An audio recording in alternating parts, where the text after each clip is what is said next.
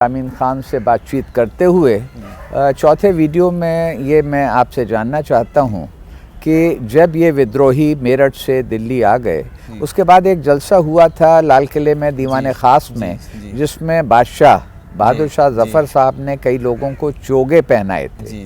वो क्या किस्सा था?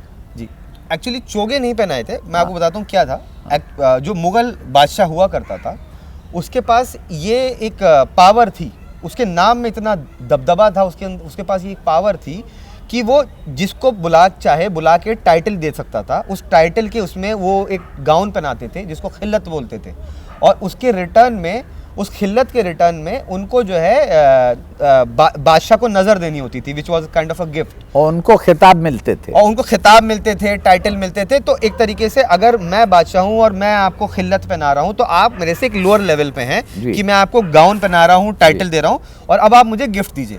तो ये मुग़ल बादशाह के पास पावर होती थी। ये एक चीज़ है जो हमेशा से थी, ये हमें समझना पड़ेगा। अब क्या इंपॉर्टेंट चीज़ क्या है कि ये सोल्जर जो है, जो रेड फोर्ट के नीचे पहुंच गए, आते आते रात में मेरठ से निकले, रेड फोर्ट के नीचे पहुंच गए।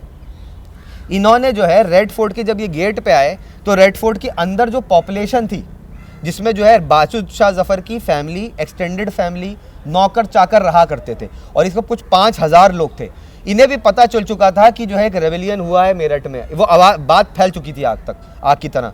तो उन लोगों ने जो अंदर रह रहे थे उन्होंने इन सोल्जर्स के लिए गेट खोल दिया, और जो ब्रिटिश आर्मी के जो वहाँ पे जो सिक्योरिटी अवेलेबल थी, जो बादशाह को प्रोटेक्ट करने के लिए थी, और जो एक्चुअली बादशाह भी उनको कोई ऐसा बहुत पसंद नहीं किया करते थे, बट वो ब्रिटिश लोग थे, उन पे ये जब जवान जो घुसे, जो म्यूटिनियर्स घुसे रेड फोर्ट से, इन्होंने उन पे अटैक किया, उनको मार दिया, खदेड़ दिया।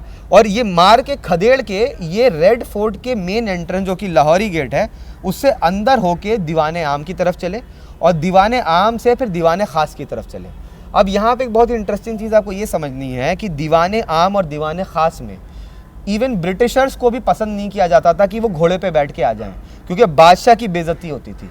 दीवाने आम के बाद सिर्फ बादशाह या प्रिंसेस ही जो है घोड़े पे चल सकते थे। दीवाने आम से ही पहले नक्कर खाने के बाद सिर्फ बादशाह या प्रिंसेस ही घोड़े पे बैठ के जो है अंदर जा सकते थे।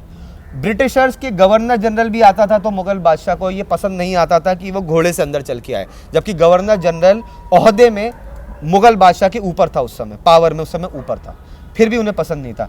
But irony of the situation ये है कि जब ये सोल्जर घोड़े पे चल के आए, लाहौरी गेट से एंट्री मारते हैं, ये दीवाने आम पे भी घोड़े पे चल के आए, और वहाँ से होते होते दीवाने ख़ास पे भी घोड़े पे चल के चले गए। इससे ये पता चलता है कि इन सोल्जर्स को बहादुर शाह जफ़र की इज्जत और ओहदे से कोई मतलब नहीं था। ये आ गए थे और ये रेबल करके आ गए थे, और ये सर पे कफन बांध के आ गए थे। अब ये बहादुर शाह जफ़र के पास इस वजह से आए थे क्योंकि बहादुर शाह जफ़र के फैमिली के नाम का सिक्का बोला करता था। हर कोई बहादुर शाह जफ़र की फैमिली, जो कि मुग़ल बादशाह का नाम था, उसको इज्जत और उससे आका करता था।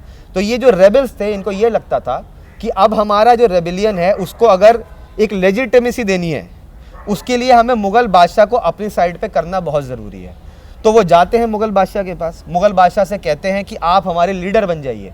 मुग़ल बादशाह इस रेबेलियन का लीडर नहीं बनना चाहते थे, बहादुर शाह जफ़र, बट क्योंकि उनके पास ऐसी कोई पावर बची नहीं थी, वो एक कल्चरली इंक्लाइंड मैन थे, कोई पॉलिटिकली इंक्लाइंड इंसान नहीं थे, उनके पास अपनी कोई ऐसी आर्मी नहीं थी। उन्होंने मना भी किया कि वो नहीं बनना चाहते हैं इसका पार्ट, बट इन सोल्जर्स ने उनको कोई ऑप्शन नहीं दिया। उन्होंने कहा कि हम तो सर पे कफन बांध के आ गए हैं, अगर आप हमारे लीडर नहीं बनेंगे तो हम तो मार दिए जाएंगे। तो मजबूरी में बहादुर शाह जफ़र को हाँ करनी पड़ी, और जब उन्होंने हाँ करी तो अब यहाँ से ये इंटरेस्टिंग पैरेलल आता है जो आपने वो चोगे वाली बात की, कि बहादुर शाह जफ़र के लिए एक सीट बुलाई गई जिसपे वो दीवाने ख़ास पे पुराना पहले मुग़ल बादशाह बैठा करते होंगे, उनके फादर बैठा करते होंगे, वो सीट बुलाई गई, उस सीट पर उन्हें बैठाया गया, और अब हर सोल्जर ने आके बहादुर शाह जफ़र के सामने घुटने पे टेक के जो है बैठा। बहादुर शाह जफ़र ने उनके सर पे हाथ रखा, एक तरीके से लेजिटिमाइज किया, और फिर एक एक करके सारे सोल्जर्स के सर पे हाथ रखा। एक तरीके से इस एक्शन के थ्रू वो खिल्लत नज़र वाली बात ही हो गई, क्योंकि लोग आ रहे हैं, बहादुर शाह जफ़र उन्हें एक इज्जत और वो दे रहे हैं, और वो उनको लेजिटिमाइज कर रहे हैं कि हाँ मैं तुम्हारा जो है लीडर हूँ। तो इस पूरी सिचुएशन के थ्रू वो एक तरीके से इस मोमेंट ऑफ टाइम में रेबेलियन लेजिटिमाइज हो गया, और बहादुर शाह जफ़र के पास कोई ऑप्शन भी नहीं था। ही वॉज अ रिलेक्टेंट, मैं कहता हूँ हमेशा, he was a reluctant leader of the rebellion. तो ये जो वाक़या हुआ इसमें दो चीज़ें सामने आती हैं। जी। एक तो ये है कि जो बागी लोग थे जी। उनमें मुगलिया सल्तनत के लिए बहुत इज़्ज़त थी और इसीलिए वो लाल किले में आए और उन्होंने इंसिस्ट किया बहादुर शाह ज़फ़र से कि आप हमारी लीडरशिप संभालिए। और दूसरी चीज़ कि बहादुर शाह ज़फ़र ने जब उनके सिर पर हाथ रखा तो उनकी जो ब्लेसिंग्स या उनका जो सपोर्ट था, गाइडेंस थी, वो एक तरह से इन रेबल्स को मिल गई। एक चीज़ बस ये ऐड करूंगा, इज्जत पे आप कह रहे हैं कि मुगल सल्तनत के लिए, मुगल नाम के लिए तो इज्जत रही होगी क्योंकि मुगल नाम जो था 300 साल से था उस टाइम पे, बट मुगल बादशाह के लिए ऐसी कोई ख़ास इज्जत नहीं थी क्योंकि इन लोगों ने डिसरिस्पेक्ट किया बहादुर शाह ज़फ़र को मल्टीपल टाइम्स पे। मैंने आपको बताया, ये सबको पता है कि घोड़ों से आप नहीं आ सकते दीवाने आम दीवाने ख़ास में, सिर्फ बादशाह जा सकता है। फिर भी इन लोगों में इतनी डेयरिंग थी कि घोड़ों से अंदर आ गए। इन्होंने दीवाने आम में अपनी बेडिंग बिछा दी, उस दीवाने आम में जहाँ शाहजहाँ का सिक्का बुला करता था, मुगल बादशाह की इज्जत का वो रिप्रेजेंटेशन था, वहाँ इन्होंने अपनी बेडिंग बिछाई और ये वहाँ सोया करते थे। तो इनके लिए मुगल नाम की इम्पोर्टेंस ये थी कि इनके रेबेलियन को लेजिटिमाइज करने के लिए। ऐसी मन में कितनी इज्जत थी, मैं उस पर डाउट हाँ, वो जी मुश्किल है जी। शुक्रिया। ये वीडियो यहाँ पर ख़त्म होता है और अगले वीडियो में रामीन ख़ान से बात करते हुए हम और इस लड़ाई के अंदर इसका हाल देखेंगे।